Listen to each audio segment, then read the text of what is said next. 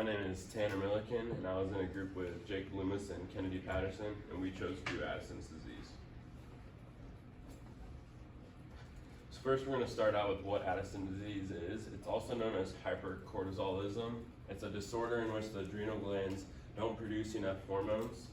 It's a progressive disease, so it slowly gets worse over time, and it's very rare. There's fewer than 200,000 cases in the US per year. Some causes. The main cause is damage to the adrenal glands, which result in not enough cortisol or aldosterone. Other hormones will not be produced due to the damaged adrenal glands.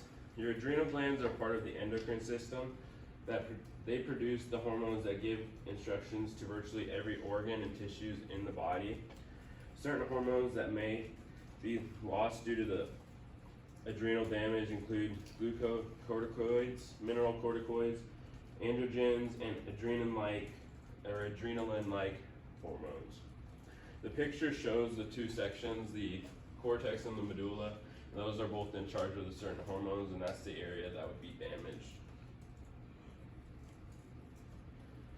Now, symptoms of Addison's disease usually develop slowly and often over several months. Often the disease goes a really long time without people even noticing. They can ignore it until there's like a stress or illness on their body that causes them to get checked out. The first symptom is acute adrenal failure, and that's the worst case. That is life-threatening. Other symptoms include extreme fatigue, weight loss, decreased appetite, hyperpigmentation, low blood pressure, low blood sugar, nausea and vomiting, irritability, depression, and body hair loss. And the two pictures show hyperpigmentation and hair loss. Now, diagnosis. First, we're going to start out with a blood test. The blood test will measure the levels of sodium, potassium, cortisol, and ACTH. They will also measure the antibodies to see if you have the antibodies for Addison's disease. Then we're going to do an ACTH stimulation test, and this will send signals to the adrenal glands to produce cortisol. This test measures the level of cortisol in your blood before and after an injection of synthetic ACTH. And then an insulin-induced hypoglycemia test is given if the doctor suspects adrenal insufficiencies. This test involves checking your blood sugar and cortisol levels after an injection of insulin. In healthy people, the glucose levels will fall and cortisol levels will increase. Some treatments are mainly medications. The medication dosage may increase depending on the stress your body's in.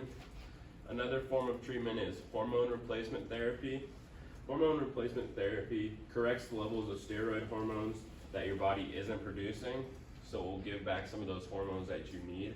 And then also salt in the diet, especially if you're into heavy exercising and it's really hot out, that will help balance out the hormones.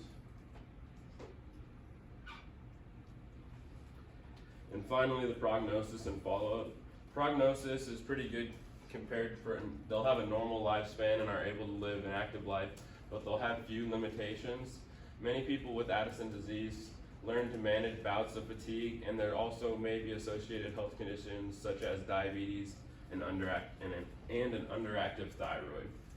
A follow-up, patients on steroid replacement therapy need to be closely monitored by their primary care physician and an endocrinologist. And close monitoring will also show signs of inadequate replacement or too much replacement.